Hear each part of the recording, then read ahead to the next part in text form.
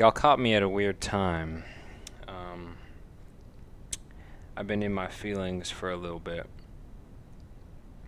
for like the past couple minutes. Um, but I'm gonna be talking about AP English today. So, AP English is a class that it gave me a new perspective on the world. It gave me a new mindset. It's a very special class and one that I'll always remember.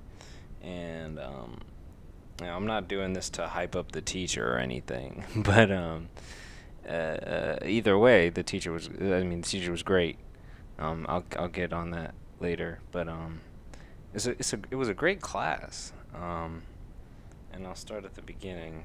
Um, so how it happened, how I like is it's like why choose AP English? And he's like, well, J. Cole's pretty smart, you know. Why not? You know, he takes AP classes. Um, I originally wasn't going to take AP English. I was just going to do regular English, because it didn't really matter to me. I didn't have to take like an advanced English or whatever. Like I was gonna take an advanced English. Definitely not doing dual enrollment, but I took so it was because of what my friends and my English teacher in junior year, they were talking about it, and my friend was like, or English teacher from junior year was telling my friend who was going to take AP English senior year. She was like, "Oh, it's going to be so much fun. You know, it's you and this person and the other person." And I was like, "Hey, they're all my friends. Like all my friends are taking this class." And then the teacher of the class walked into the classroom because they're both English teachers, so they were close, and they started talking about it, and I was like, if all my friends are taking the class, why not just maybe I'll take it. And either way, I was most likely going to have. Actually, I think it was guaranteed that if I took advanced English, I would have the same teacher either way. So I was like, well, why not just, maybe get the AP credit? Well, I didn't think that at the time, but I was like, might as well be in a class with my friends, guaranteed, because I know they're there. And but I was contemplating because I was like, well, it's an advanced placement English, college level English. I haven't been bad at English. English was never a weak point for me. I just wasn't like I didn't have a passion for English. I wasn't like good, quote unquote, at writing in general. I guess I don't know. Like I written a lot of scholarship essays. It's basically my writing portfolio. And just random like research stuff for other English classes. So I was like, eh. So basically, I really only took the class because I knew my friends were going to be taking it. I knew a lot of my friends were going to be in it because there was like, there's, I knew there was going to be at least like 6 of my friends. So I was like, all right, well, guaranteed friends, let's take the class. And so on a whim, basically, I like told my guidance counselor, I was like, you know what? Take me out of AP or advanced English. Sign me up for AP English. And he was like, you sure? And I was like, yep. And he was like, that's 4 AP classes. Because I was also taking government, AP stats, and then AP Java. And he was like, that's 4 AP classes. You think you're going to be able to handle it? And I was like, yeah, I'll be fine. And he was like, all right, I got you. And he signed me up for it. And so then, and there was a summer assignment. We had to read some books. I didn't do the summer assignment because it was optional. I was like, well, if we're going to be reading them, might as well, read them, with the class. And that, and, what was I doing that summer? It doesn't really matter. But all in all, I didn't do the summer assignment. Um, and I don't really think it made too much of a difference. It was just, maybe you were a little more prepared for the material, like you knew the material already. But it didn't make too much of a difference one way or another. So I go in, and the year. So what I'm gonna be doing in this video is basically it's kind of a maybe like a tips and tricks. Like I'm gonna be giving my experience, but also like I said in the last one, kind of like helping people out. Leave with a little bit of information if you end up taking the class. And I'll also be explaining like kind of the point of the class and how it gave me a new perspective and how like you could possibly get that new perspective, um, even if you don't have the opportunity to take the class or you don't want to, whatever. Um, so basically, just advice, general advice, and my experience with the class and the teacher. Um, so at the beginning of the year, it was, um, I don't know, like you kind of go in, um, and I don't know if this is, I can only speak from my experience. I don't know if this is like every AP class, but specifically, if you're going to have this teacher, this is basically what goes down. So it's like the students are really the ones in control of the class. Um, the teacher is, all, like constantly, like, what do you guys think? What do you guys want to do? Does this fit you guys' schedule? Kind of thing. And of course, some stuff is like inevitable. The teacher has to do certain things, get certain topics down. But, it's a lot of, it's very student driven. And I think that's probably because one of the main components of the class is the round tables. Um, like it's class discussion on literature. And so at the beginning of the year, our teacher had us do this like kind of literary boot camp where we took texts from the textbook, and we had but one book you did need was How to Read Literature Like a Professor, and a lot of the homework consisted of reading a chapter of that because there was going to be literary works that had those elements in it. And the book itself was cool. It had personality, which is something I like with educational text. The author sometimes made like sarcastic or witty, remarks, and I was like I vibed with that because it gave it some personality, some humanity, instead of just being like a boring How to Read Literature Like a Professor book. Um, so yeah, just reading that, and then the classwork pertained to that. Um, those literary elements and things that the How to Read Literature Like a Professor book talked about. And we had to write essays. Like there was a lot. It was a lot of essay writing, which sounds bad. Going into it, like if you're one of those people like, oh, I hate writing. I don't like to write.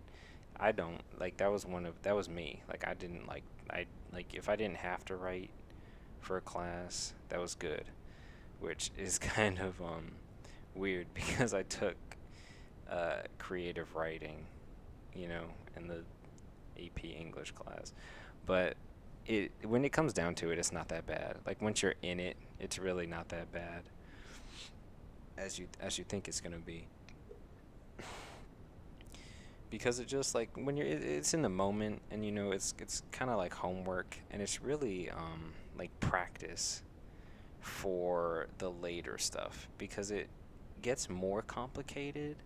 But I think the thing is, once you grasp the point of the class itself, it becomes very like simple and easy to understand, and then you kind of get the concept of the class, and that's the complexity. That's the whole point of the class is to recognize complexity within a literary text and derive meaning from the tools, the literary elements in a piece of literature, and find complexity and meaning within it. And basically what that means is finding, it's like the best way to sum it up is basically, and this is like for a lot of the essays that we write, the opening, I forget what you call it, the thesis statement, the opening paragraph of your, essay is basically the author uses these elements to convey this meaning, this theme, or shows complexity in order to create, or these elements, create the complexity to give this meaning. And that's basically the point of the class, is to grasp that meaning, get that complexity, and trying to figure out what the author wants you to think about or feel, with regard to the writing. So the first part of the year was this literary boot camp, and it was designed to get us accustomed to, one, writing essays, and two, look for the literary elements, because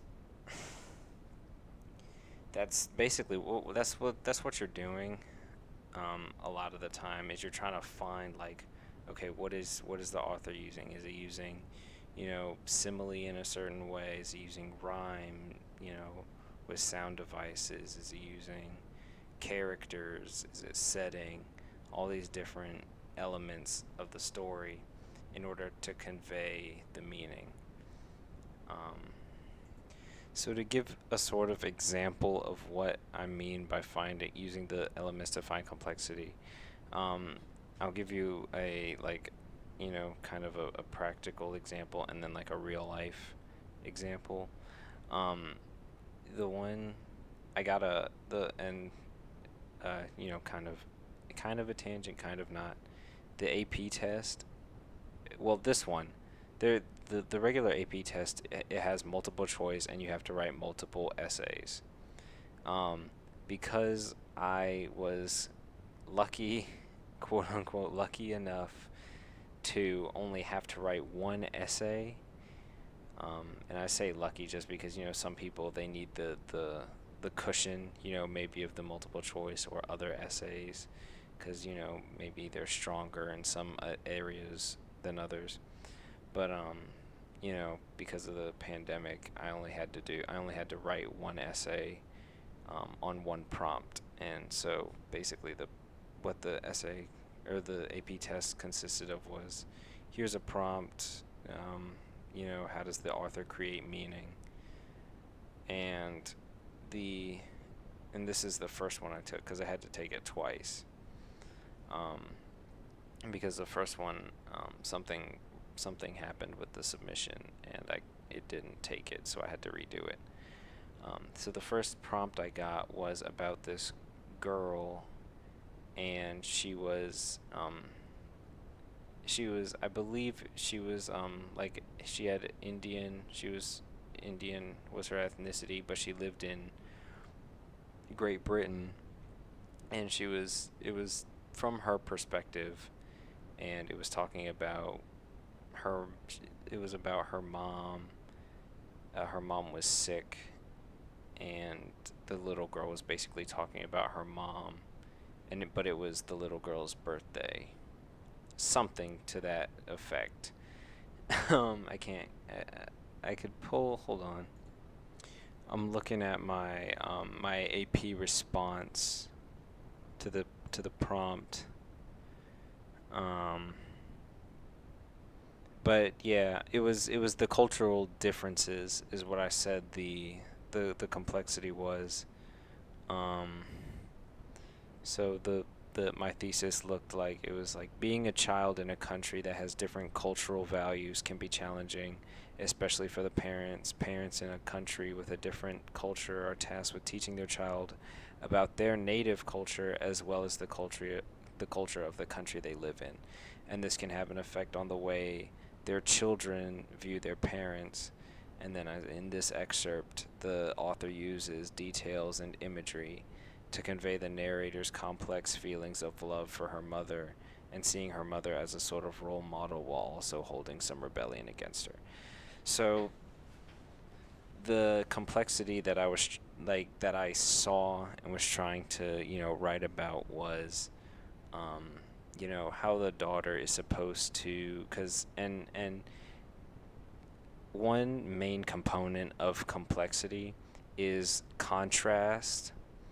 When you see something that is supposed to be some way, a certain way, but it's not, um, that's what complexity is. That's the essence of what complexity is.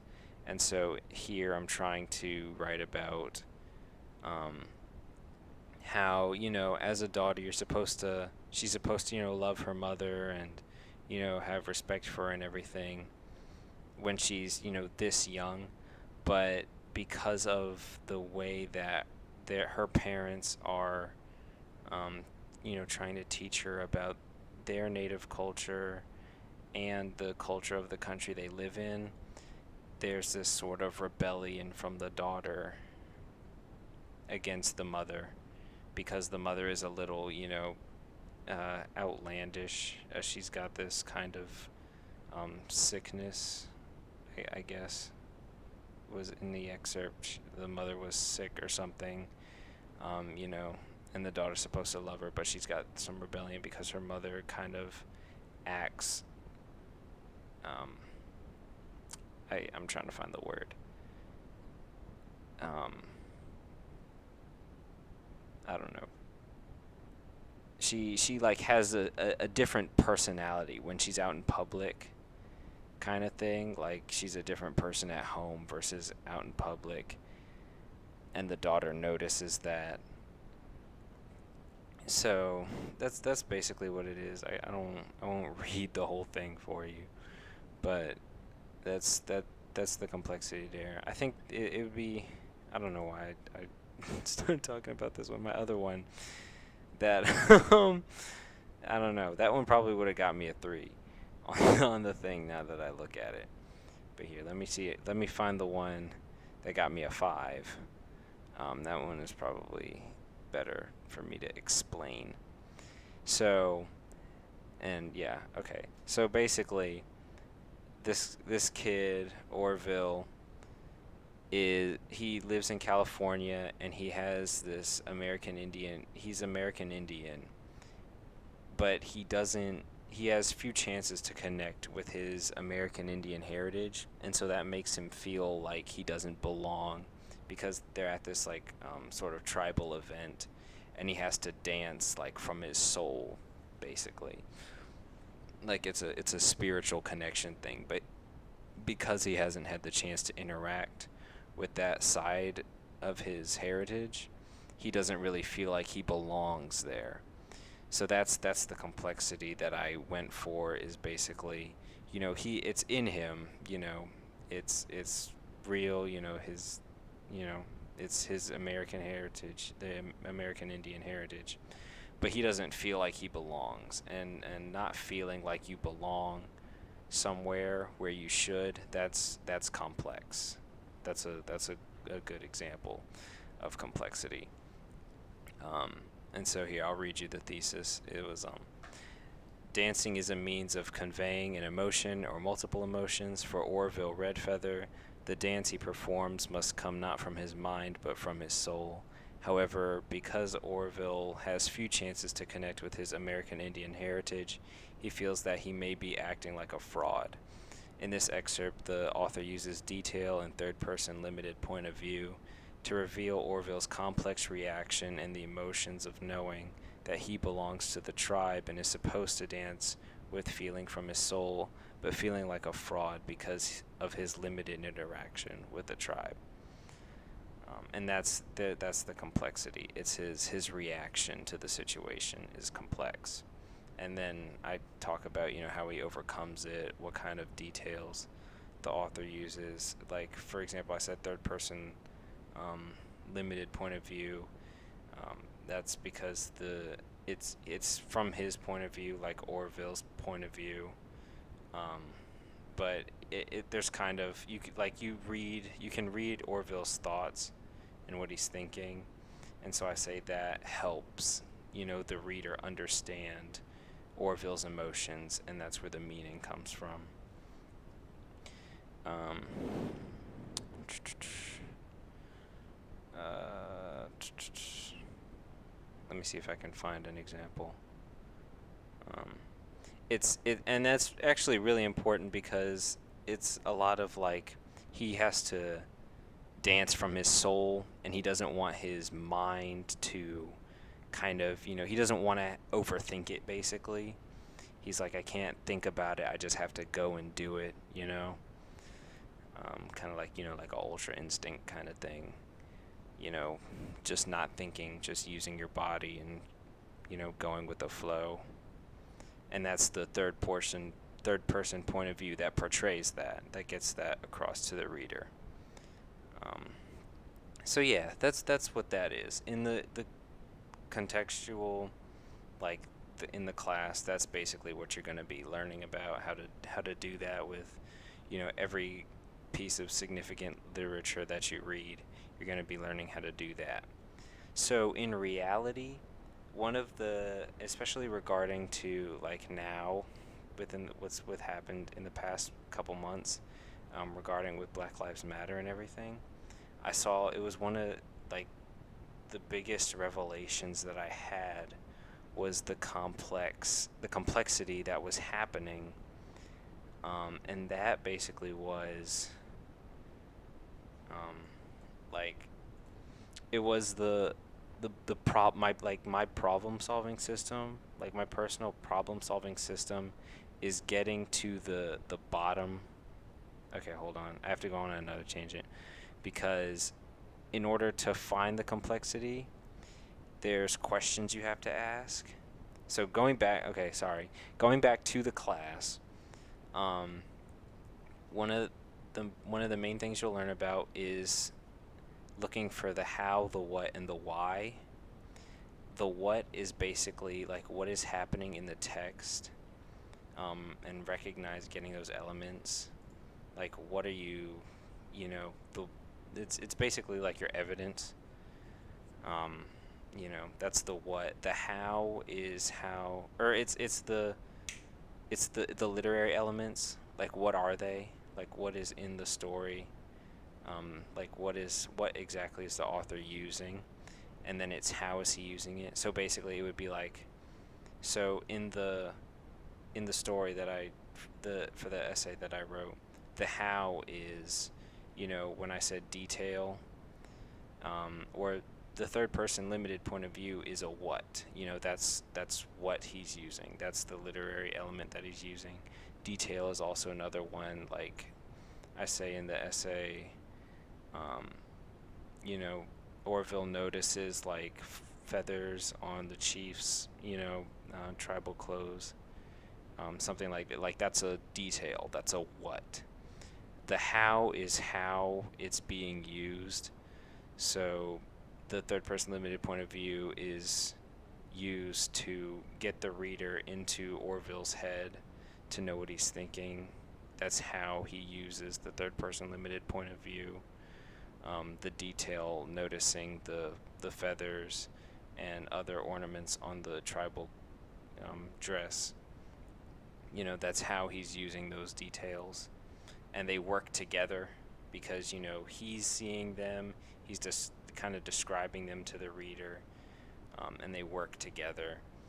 And then the why is the most important question, and that's because that's the overall goal is, why is the author doing this?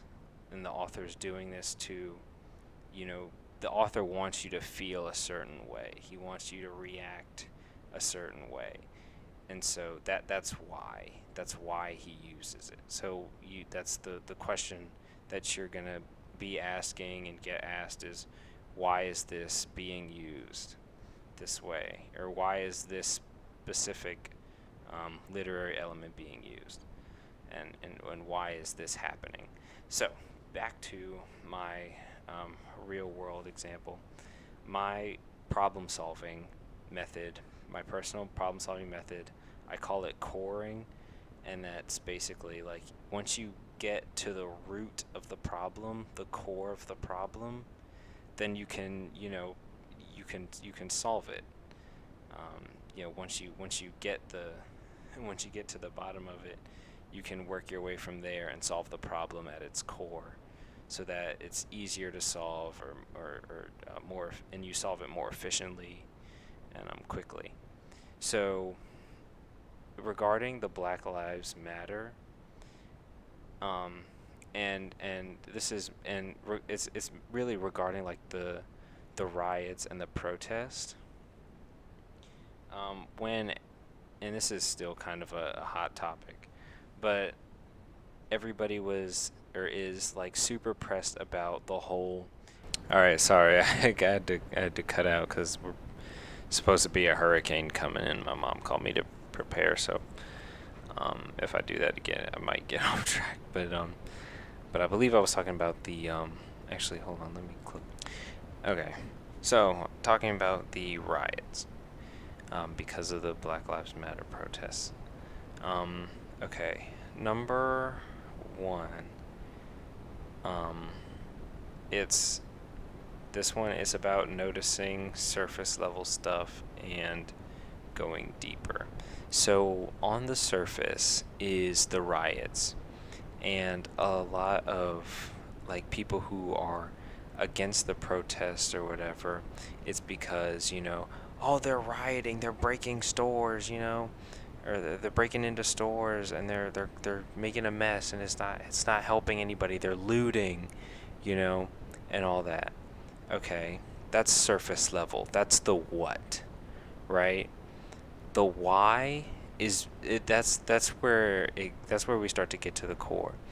Once you ask why, you really start to understand it, because you say, okay, well, why are they looting? Why are they rioting?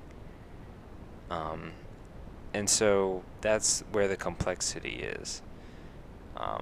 It's like, and that's where, because I got in kind of an argument with somebody about, should the government, which doesn't care about, doesn't really do much to help the situation in the first place. But I was basically saying, like, should people be focusing on the rioters and looters, more than solving the problem that's causing the rioting and looting? And they were saying, well, they should be focusing on both. And I disagreed. I said, I'm not 100% against the rioting and looting, because it's happening for a reason. And that's and of course I don't condone, going out and breaking stuff, especially like, small businesses and that stuff. If you're like that Target, I don't care. If it's a multi-billion-dollar corporation, I could care less. Destroy it. I don't care. Small businesses, okay, know what you're doing. And aside from that, it's a lot of this is my personal, take on it. A lot of what I've seen, it's a lot of, the riot police and stuff is like inciting violence, and racist people are inciting violence. They're starting stuff and leaving, at peaceful protests, and then the police come in, and then they react violently against the peaceful protesters. And so it's just this like kind of cycle, like, and people blame the peaceful protesters when it's really the racist people who are inciting violence and then leaving, and then the peaceful protesters are getting blamed for it. That's what I've seen. Sure, some of the protests may not be so peaceful, but either way, the fact that it's happening at all kind of, taints the whole thing. But, so yeah. But back to what I was saying, that argument, they were saying, like, they need to focus on both. And I was like, well, it's kind of a waste to focus on both. You should just focus on why the looting and the rioting is happening, so that it can stop happening, you know? Because if you focus on the what, the why doesn't get solved, and so the what happens again, and it continues to happen, which is what you don't want. You want, if you focus on the why now and not focus on the what, then you solve the problem so that the what doesn't happen again. My and basically, I kept trying to get this point across was if we if we solve the problem of why, which is the systemic racism and you know just that if we that's the problem, systemic racism. If we solve that problem, then we won't have a reason to riot, to protest, or to loot in the first place again. Like if we solve it, then if the right policies are put in place and everything, then we won't have a reason to you know the violence, there'll be no reason for it, and it won't happen again, theoretically. Um, but if we focus on both, or if we focus too much on the what, which is the rioting and the looting and the violence, then it's going to continue to happen because we didn't completely solve the why of systemic racism. And so that's what I was trying to get across. I don't think they really like I think they thought they understood, but they didn't agree. It was just a weird situation. But that's the complexity. The digging deeper is asking the why, because people who are against the protest, people who are anti Black Lives Matter, they say, "Oh, you guys are rioting and looting or whatever," and they're only focusing on the what and not why it's happening. And so to go deeper and look for the complexities to say, okay, well, why is it happening and what can we do to stop it or solve the problem of why so that we don't have the rioting and looting. And so that's, complex. That's one of the biggest revelations that I saw and applied what I learned in class to the real world. And that's one of the biggest takeaways that I had. And I do that with everything now. You only read literature and things in the class, but in TV shows, cartoons, I watch a lot of anime, and there's a ton of complexity in anime. And that's my new way of thinking, is just looking for complexities and looking for like symbols, like really small things that you wouldn't really point out, and just being like, it gives you like kind of a deeper understanding and a deeper connection with whatever media you're interacting with. Like in anime, I'll be like I'll see something, and I'm like, I'll see like a symbol or a character says something or a certain word. One thing I got from watching Beastars. If you don't know anything about Beastars, it's basically there's anthropomorphic animals, and they it's it's complex in its own right, because it has it's kind of like racism thing with predators and prey. Predators are in power and everything, and there's kind of like this stigma against them. But that's the thing in its own right. But like one detail that I saw, I'm not going to spoil anything because it's a great show and I recommend it.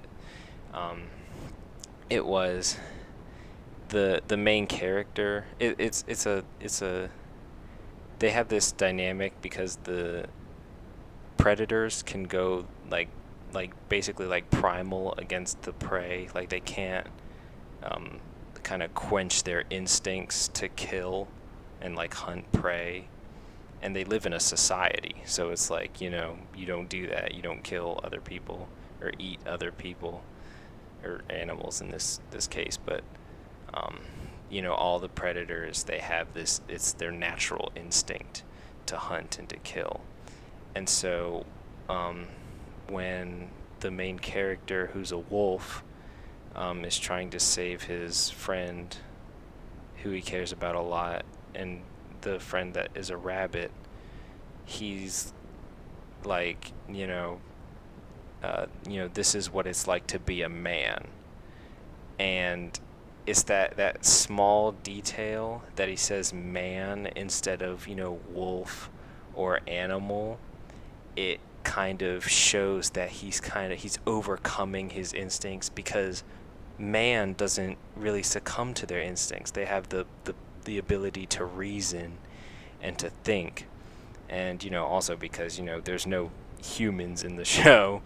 But the fact that he said man instead of anything else, it showed that it's kind of like a deeper meaning, that he's overcoming his instincts.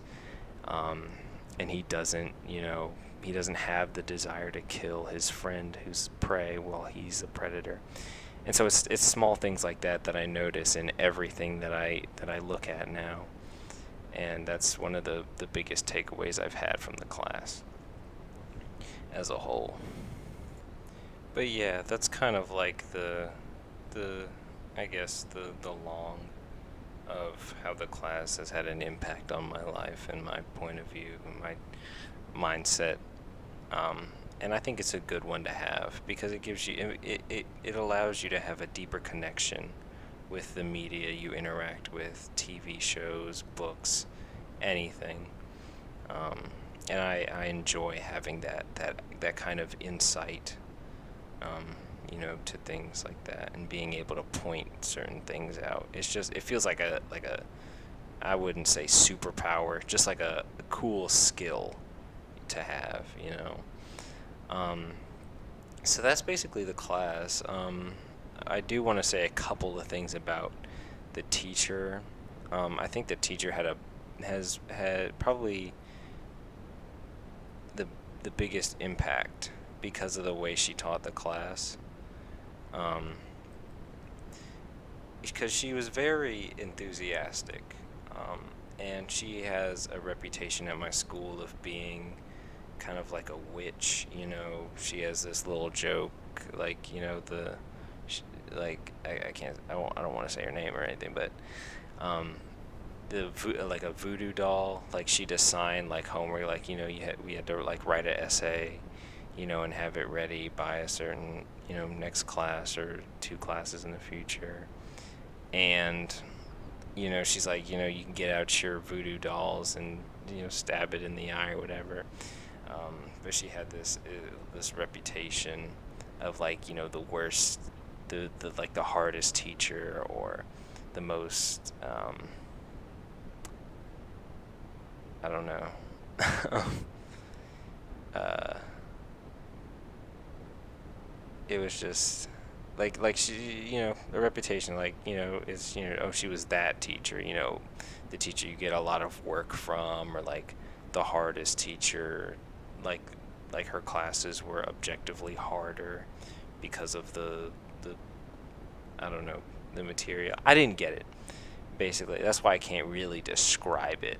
Like, I understood what the other students were saying, but I honestly didn't get it. I didn't get, because she was a little bit, I wouldn't say self-deprecating. It was humorous.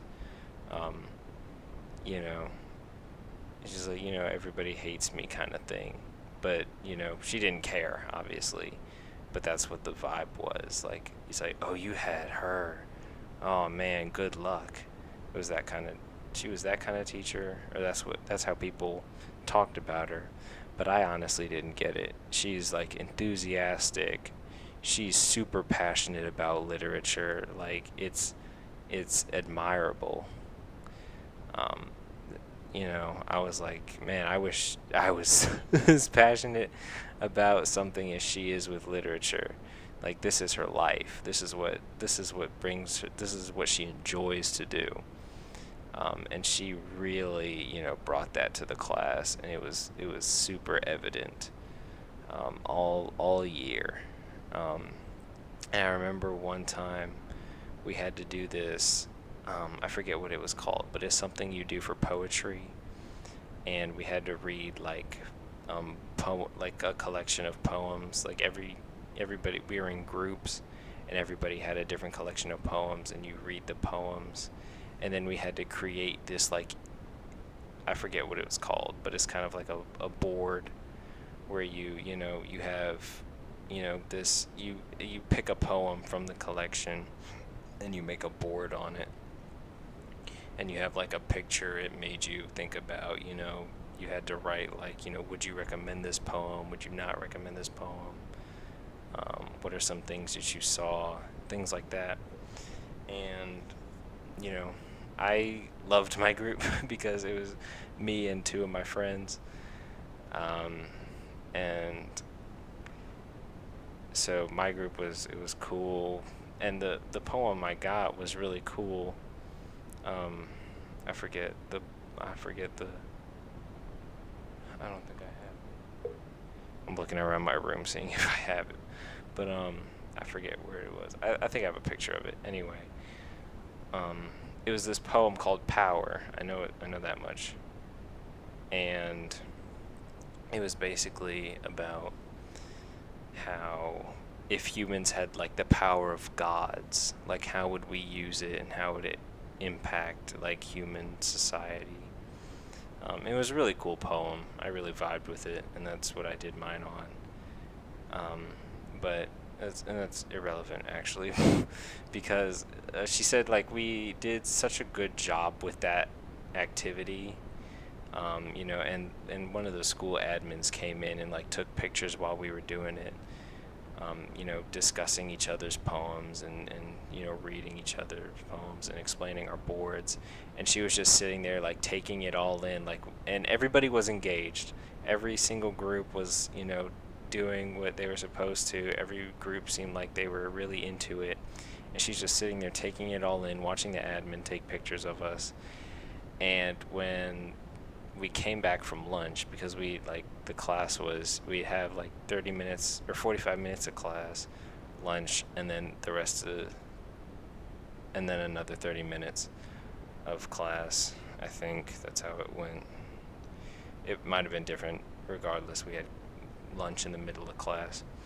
And after lunch we came back, and she was like telling us um how great we were.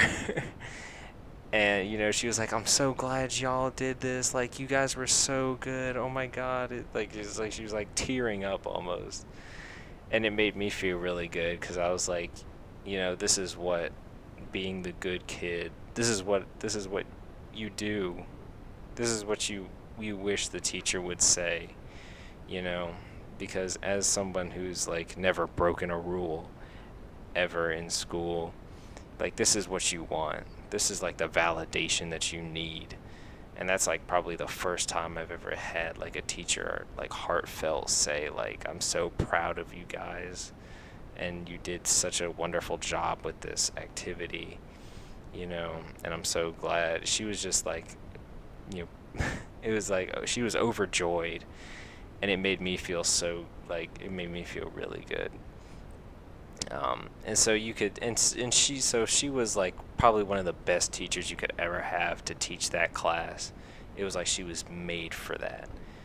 um, and honestly, personally, it feels like it's like like God made this happen. Like this is divine intervention. Like God put me in this class with this teacher to give me this new mindset, because it's like changed the way I view the world, and it's great. I love it. And so I'm like super thankful for her, and super thankful that I decided to take the class. And so that's just me hyping her up, but I'm dead serious, 100% genuine. It's like it's been it was quite the class, and she's quite the teacher. Um, like I said, she was made for it. So yeah, and I've wanted to talk about this for a while, because I always like find myself talking to myself in a shower about this topic. Every once every week at least. So I thought I'd share with you guys, and I have some friends who are taking the class. So to maybe give you a little bit of advice, of what it's going to be like. And I say friends. I know I have one friend who is taking the class. Um, so even if it is that one friend, who is listening, who's going to take that class next year. And I know another friend's going to listen to this because he's been waiting for this podcast to come out because it's been a couple weeks since my last one. But, so even if it's just you two listening, to the one who's taking the class, it's going to be great. You're going to love the teacher, I'm sure. And I'm sure she's going to love you. And to the homie who's been waiting for this, I hope you enjoyed it. I hope you got something out of it. So yeah, I think that's all I have to say on the matter. And this is like a little shorter than my last one, but yeah, I hope y'all enjoyed that. I have some other stuff I want to talk about. Like maybe next time I'll do relationships, because this quarantine, I think I talked about it a little bit about it in the last one. I kind of want to go more in depth with how to deal with, like, if you're one of those people who's like, it feels like nobody loves you, or like nobody likes you, you know, you're not attractive or whatever, or desirable romantically, kind of like how to deal with that. It's not one of those like, you know, this is how you get girls video. It's more of a, you know, coming to terms with it and accepting yourself. So that's something I want to go more in depth with, because I know I touched on it a little bit in my last one. But yeah, so I'm gonna leave it here. I hope y'all enjoyed, and stay tuned for the next one. Peace. Oh, and to the teacher, if you're listening to this, I hope you enjoyed it. Yeah, it's been real. It's been real. In terms, I think, like, you know, people ask me, like, what was your favorite class in high school? My favorite class was probably AP Java. Low key. I'm thinking. Maybe Tech Theater. Because Tech Theater was gamer. Especially the first year, freshman year. You know, junior year was cool too, but that freshman year was life-changing. But the most impactful class, the one that had the most impact on me as a person, is definitely AP English. And like, it taught me a life lesson that I'll like use forever. And so when people ask me what my favorite class is, I'll say something, and then I'll be like, but the most impactful class for me was definitely AP English. So, thank you, and peace, guys. I'll see you later. Hey, yo, hold up. Before I go, people ask me what my favorite class is senior year, especially. I don't know. It's between AP Java and Chem 2, man. Chem 2. I can't say enough about Chemistry 2. I just wanted to put that in there. Chem 2. I want to give Chem 2 some clout, because my man, that Chem teacher, he's like one of my favorite teachers. I love that guy. But yeah, I just want to throw that in there.